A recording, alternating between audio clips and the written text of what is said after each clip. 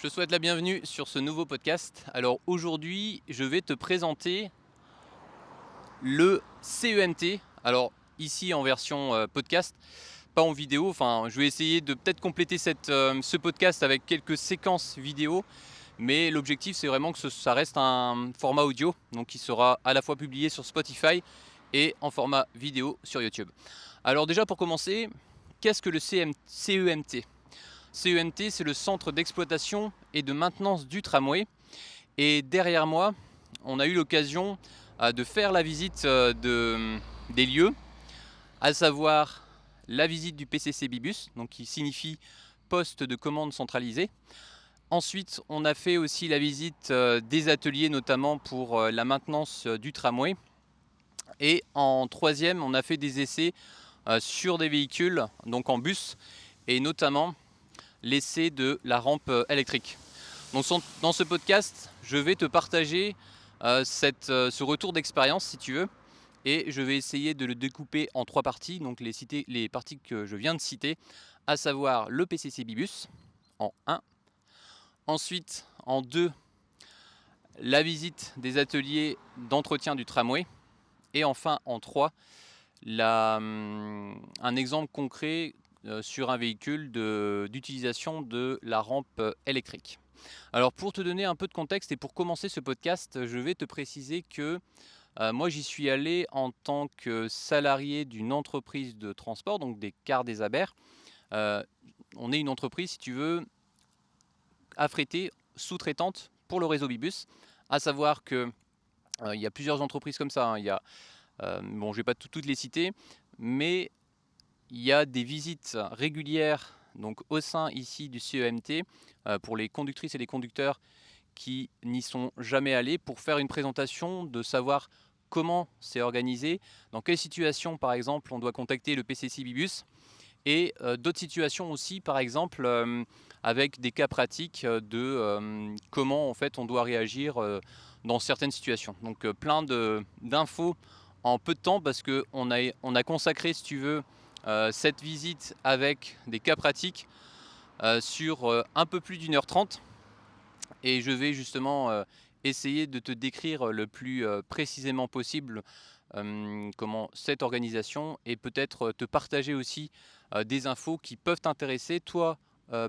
en tant que conductrice, conducteur par exemple, ou aussi tout simplement d'autres passionnés ou des personnes intéressées par les transports, et peut-être certains aussi intéressés plus particulièrement sur des services par exemple, en tout cas l'organisation du réseau Bibus. Alors on commence tout de suite par la visite du fameux PCC Bibus.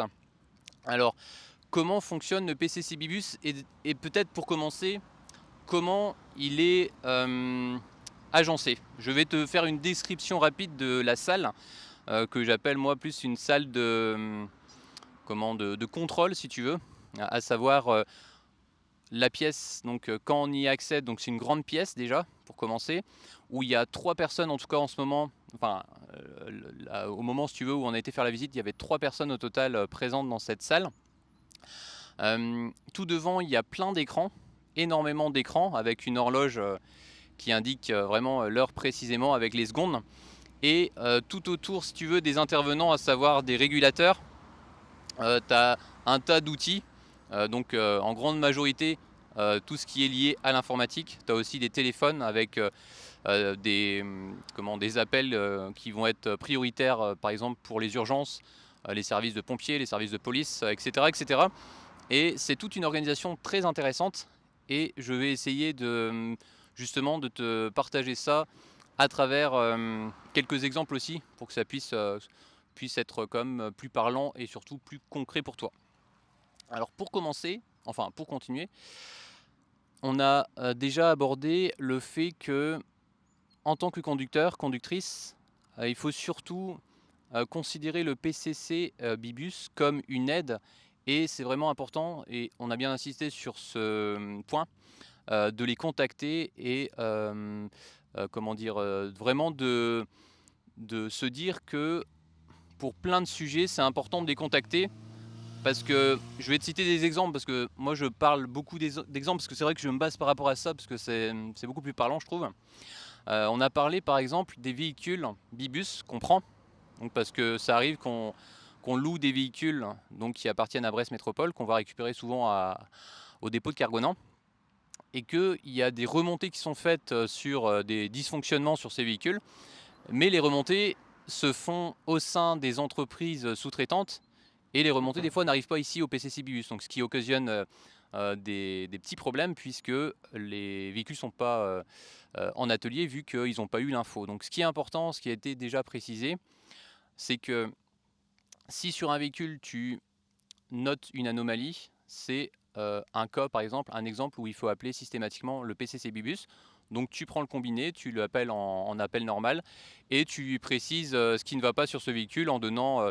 alors le numéro de parc il l'aura parce que automatiquement quand tu fais l'appel, il a le numéro de parc du véhicule. Et après, quand tu te déclares, enfin quand tu vas donner des infos justement sur la problématique, donc là je vais te citer un exemple parce que ça m'est arrivé sur un véhicule où j'étais avec un conducteur. On avait un rétroviseur donc intérieur qui n'était pas bien fixé. On a essayé de le fixer nous-mêmes avec le système en place et ça ne fonctionnait pas. Donc on a appelé le PCC Bibus, on a décrit si tu veux tout ce qui n'allait pas et après, quelques minutes après, le PCC Bibus nous a recontacté pour nous donner un numéro. Et ça c'est un numéro précieux parce que dans chaque véhicule, il y a un carnet d'entretien et il faut récupérer ce carnet d'entretien, noter la date, noter les observations faites et noter aussi, et surtout c'est très important, le numéro justement d'opération qui va être transmis aussi à l'atelier. Donc il y a ça. Après, on n'a pas parlé de ça, mais moi j'ai vu, parce que ça m'arrive de dépanner des fois de temps en temps pour remplacer des conducteurs. Dès qu'il y a des routes barrées sur lesquelles on n'est pas informé, tout de suite, si la route est barrée sur ton itinéraire, de contacter le PCC Bibus. Donc il y a plusieurs possibilités. Soit il te demande si tu as besoin qu'une personne vienne t'aider, par exemple si tu dois faire une marche arrière, parce qu'il y a des personnes qui se déplacent après sur le terrain si le véhicule doit faire une manœuvre. Et ce qui est important aussi, tu vois, c'est qu'une fois que le PCC a l'info d'une route barrée sur une ligne, il va contacter tous les conducteurs pour leur indiquer que sur cette ligne-là, donc à l'époque, moi c'était la ligne 9, enfin aujourd'hui elle n'existe plus, mais c'était la ligne 9 de Beauhardt jusqu'à Liberté. Et après, une fois que j'ai fait l'info, le PCC Bibus a communiqué à tous les conducteurs que, attention, sur la ligne 9, au bourg de Beauhardt, il y a une route qui est barrée, donc l'itinéraire est modifié, tu vois. Donc c'est vraiment important de relayer ces infos par le biais du PCC Bibus, parce que la communication ensuite se fait du PCC Bibus vers tous les autres conducteurs. Donc c'est pour ça que j'insiste bien, une aide pour toi en tant que conducteur, et toi qui vas donner des infos, ça va aussi aider tous les autres équipes, si tu veux, du réseau Bibus, et pas que, parce que j'ai d'autres exemples à citer, donc toujours sur un autre sujet. Donc là c'était au niveau d'un mobilier urbain, à savoir que quand je faisais la 15, je passais au Carzu, il y avait un abri qui était détérioré. Bah là pareil, il faut contacter le service du PCC, leur indiquer bah voilà, je suis passé à cet arrêt-là, j'ai remarqué que l'abri était détérioré, donc je vous passe l'info. Parce que après, ce qui se passe ici, tu vois, ils font pas que recevoir les infos conducteurs. C'est ça qu'il faut aussi prendre en compte, c'est que une fois qu'ils ont l'info que tu as donnée, bah, ils vont appeler directement le service concerné. Donc là, par exemple, l'abri était détérioré, ils ont tout de suite contacté l'entreprise qui s'occupe de ça pour que la réparation se fasse dans les meilleurs délais, quoi, tu vois. Voilà encore un exemple. Et je vais peut-être te donner un peu aussi les échanges qu'il y a eu, parce que là j'ai beaucoup parlé de des exemples personnels. Dans les échanges qu'il y a eu, et ce qu'on a pu observer aussi, c'est que déjà on a parlé de l'avance-retard. À savoir que quand tu fais une ligne, c'est pas très grave si tu as un petit peu de retard. Bon, après il y a des retards, des fois tu peux pas trop, ça devient pas de ton fait, parce que des fois c'est parce que les services, on va dire, sont trop serrés au niveau des enchaînements. Mais ce qui est important, c'est, pour résumer, de ne pas partir trop tôt. À savoir que tu peux considérer que donc tu peux partir si tu veux au plus tôt à l'heure, on va dire, à chacun des arrêts. Et au plus tard vraiment, si tu, parce que on a parlé de ça aussi, ce que j'ai expliqué en fait, c'est que on a pu observer que du lundi au vendredi, les horaires, bon, ils étaient globalement bien calés. Bon, après ça dépend sûrement des services que tu fais, mais le samedi, le dimanche, bon, surtout le samedi, je trouve, il y a des services des fois qui sont trop larges. À savoir que tu pars volontairement un peu plus tard au premier arrêt, parce que tu sais que sur tous les autres arrêts, sinon tu vas être trop tôt. Et donc ce qu'on nous a expliqué ici, ça c'est intéressant, c'est qu'effectivement on peut considérer que tu peux peut-être partir un peu plus tard, mais pas trop non plus, quoi. C'est-à-dire que la marge autorisée, c'est que tu peux partir 3 minutes en retard, mais pas plus, parce qu'après, avec les réclamations qu'ils reçoivent, parce qu'il y a des personnes qui appellent, hein, même pour 3 minutes de retard, ça, quand il y a plus de 3 minutes de retard, c'est vraiment considéré, si tu veux, comme quoi il y avait que le véhicule n'était pas à l'heure. Donc en gros, la marge, c'est que l'idéal, hein, c'est de ne pas partir trop tôt à chaque arrêt. Et si tu dois partir plus tard parce que tu sais qu'après tu seras trop tôt et que tu ne peux pas réguler plus loin, c'est de partir au plus tard 3 minutes par rapport à l'heure prévue, donc notamment de ta tête de ligne, mais pas plus tard. Voilà, pour résumer. Après, qu'est-ce qu'on peut continuer à dire sur cette visite? Alors je vais peut-être, j'ai pas fait ça, j'aurais peut-être dû le faire dès le début, te présenter l'organisation au niveau des personnes qui y sont.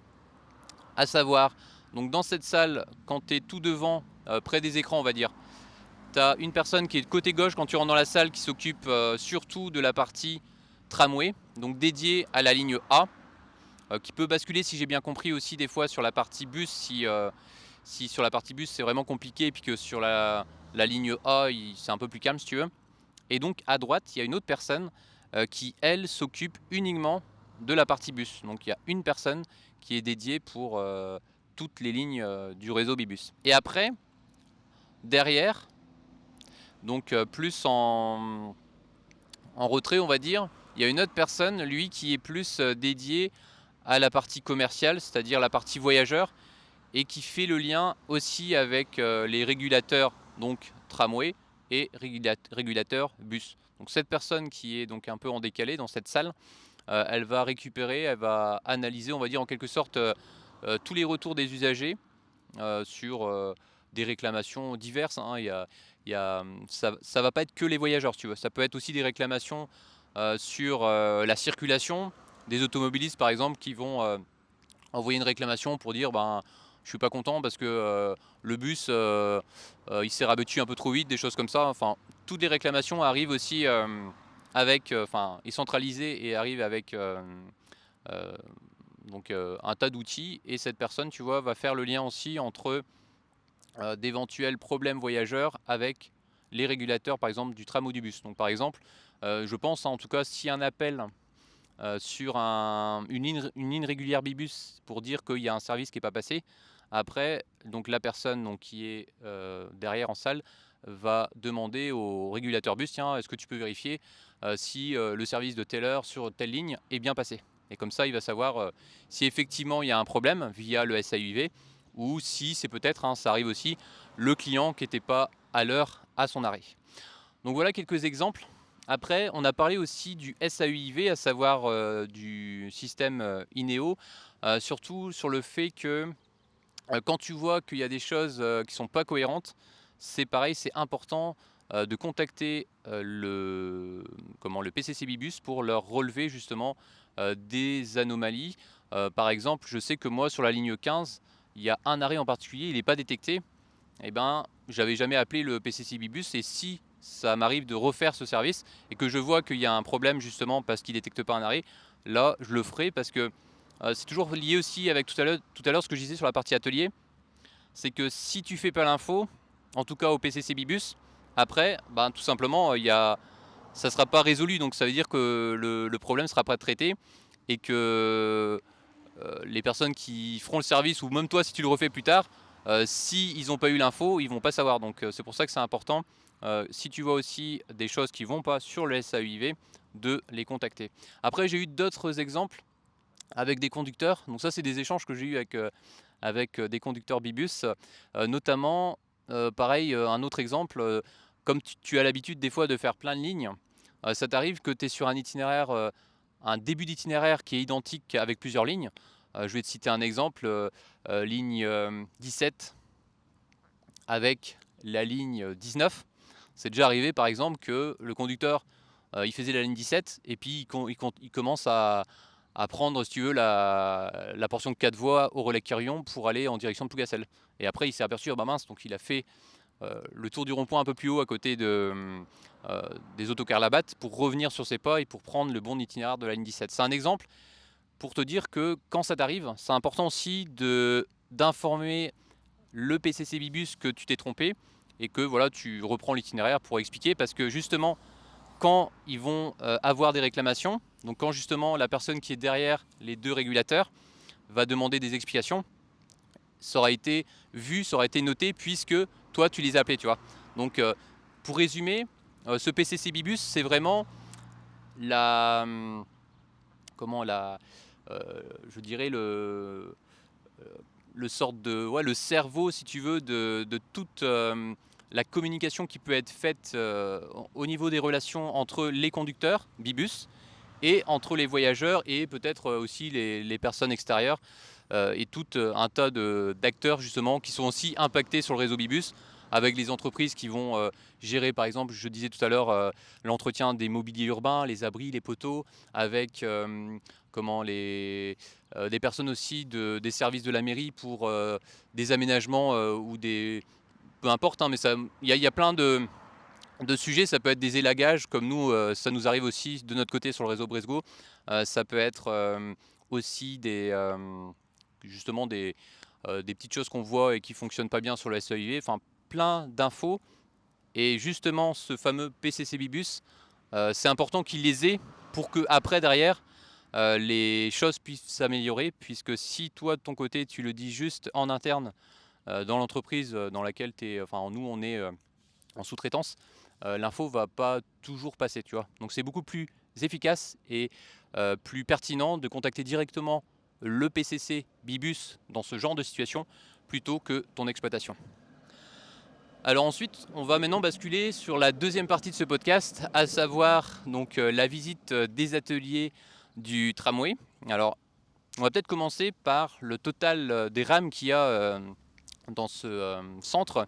Au total, il y a 20 rames, enfin même sur l'ensemble du réseau Bibus. Aujourd'hui, en tout cas, en 2023, il y a 20 rames. Et donc ici, c'est le seul centre qui va s'occuper de la maintenance du parc des rames. Alors, quelques infos comme ça en vrac, c'est que déjà, première info que j'ai eue, c'est que si tu circules avec un RAM en tant que conducteur, t'as pas besoin d'avoir le permis D. Il suffit juste d'avoir le permis B et la formation évidemment.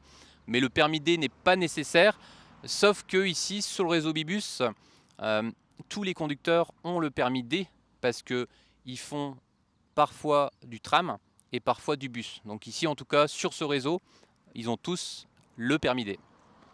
Ensuite, quelques infos intéressantes sur le fait que, par exemple, à chaque fois que le tram revient, il y a un remplissage de sable qui est réalisé donc, sur chaque élément. Alors le sable, il permet tout simplement à ce que les systèmes de roues puissent bien tourner sur les rails. Ça veut dire qu'à chaque fois que le conducteur va par exemple quitter un arrêt, il a un système qu'il peut utiliser pour justement faire en sorte qu'il y a du sable qui parte un peu sur le système pour qu'il puisse repartir sans que les roues patinent, si tu veux. Donc ça je ne savais pas, donc c'est quelque chose d'intéressant. Et c'est aussi la raison pour laquelle il y a donc régulièrement une machine qui va nettoyer toutes les rails donc la nuit pour faire en sorte d'enlever justement le sable qui s'est déposé avec le tramway. Donc voilà, c'est un exemple. Alors ici aussi, j'ai pu observer qu'il s'occupe de tout ce qui est maintenance des valideurs. On a parlé aussi des valideurs carte Corrigo, des types de transport, donc des valideurs on va dire classiques, et aussi de l'autre valideur, parce qu'ici il y a deux valideurs. Il y a le valideur donc, pour les tickets classiques avec la carte Corrigo, et il y a l'open payment, donc un autre valideur pour que tu puisses passer ta carte bancaire Et donc à chaque fois que, pareil, on a parlé de ça aussi justement, à chaque fois que tu observes que dans ton bus, il y a le système, un des deux, hein, n'importe lequel, ne fonctionne pas, c'est important de relever l'info ici au PCC Bibus pour que le boîtier soit changé, remplacé très rapidement, parce que sinon, si le valideur ne fonctionne pas, et ben, tout simplement les gens ne peuvent pas valider et il n'y a pas de il n'y a pas de vérification possible aussi s'il y a des contrôleurs qui passent à bord. Il y avait cet exemple là aussi intéressant. On a soumis aussi, on a relevé le fait que, alors là c'est côté voyageurs, ça arrive souvent que les voyageurs ne sont pas au courant, que quand ils vont monter à bord, donc dans le premier bus mettons, pour prendre, donc pour payer leur titre avec leur carte bancaire, donc ils vont la passer, ils vont sélectionner peut-être avant le nombre de voyageurs, parce que tu peux aussi mettre plusieurs voyageurs, et une fois qu'ils l'ont fait et qu'ils vont changer, donc par exemple ils prennent la ligne 15 à la place des fusils à Gouinou, ils arrivent à la porte de Gouinou, ils prennent la ligne A, le tram, et ben la grande partie des usagers ne savent pas qu'il faut revalider après leur carte bancaire au niveau de l'open paiement à l'intérieur du tram. Tu vois, ils pensent qu'ils vont se faire créditer à chaque fois qu'ils valident leur carte, mais pas du tout. À savoir que quand ils vont recréditer et que l'heure n'est pas passée, c'est juste que le trajet va se valider et ça va permettre aussi, et surtout je pense, à ce que les statistiques soient à jour et qu'on sache aussi sur telle heure combien il y a eu de personnes au total dans le tramway. Donc voilà, c'est un autre exemple de retour qu'on a fait, en tout cas de retour d'expérience. Et après, peut-être pour te donner un peu plus d'infos sur cet atelier, il y a déjà tout ce qui est partie peinture, carrosserie est faite ici directement en interne, c'est-à-dire qu'ils ont leur cabine de peinture, ils ont tout le matériel, les pièces de rechange. Il y a un magasin aussi impressionnant, donc il y a un stockage de pièces avec plein d'étagères et des références. Donc ça me fait penser beaucoup à ce qu'on peut voir dans les drives, donc avec un tas d'articles posés rigoureusement bien agencés si tu veux, avec des numéros, des chiffres, des lettres pour matérialiser si tu veux chaque emplacement de toutes les pièces de rechange. Il y a ça, et il y a aussi le fait que on nous a dit que ici dans ce centre tout est fait, en tout cas toute la maintenance est faite directement ici en interne, sauf les bogies. Les bogies, c'est les supports si tu veux du tramway pour positionner après les roues sur les rails. Et ces bogies là elles sont démontées. Une fois qu'elles sont démontées, pour les faire entretenir, on remet d'autres tout de suite dans la foulée pour que le tram ne reste pas bloqué si tu veux dans cet atelier, et le tram repart et les bogies après sont récupérées ici par un camion, et le camion après va les amener dans une entreprise qui s'occupe de remettre les éléments justement bien comme il faut pour repartir après sur plusieurs kilomètres. Sinon, qu'est-ce qu'on peut dire de l'atelier? C'est très ce qu'on a trouvé bien, c'est que déjà c'est très lumineux, c'est un centre qui est très agréable. Quand on est à l'intérieur, on a bien vu que c'était vraiment très clair, très lumineux, donc agréable en tout cas je pense à y travailler au quotidien.